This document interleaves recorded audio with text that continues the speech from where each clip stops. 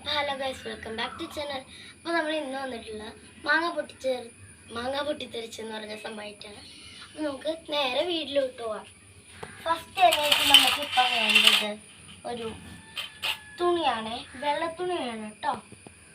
അതിനുശേഷം ആ തുണി നമ്മൾ കല്ലിൽ ഇങ്ങനെ വെക്കുക.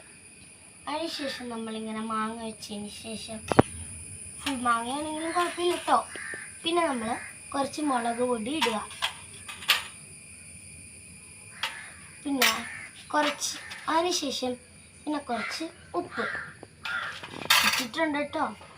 ഇനിയിപ്പം അതിനുശേഷം നമുക്ക് ഇങ്ങനെ വെച്ചിട്ട് അടിക്കണേ. എല്ലാം തെറിച്ച് പോകണ്ട കേട്ടോ ഗൈസ്.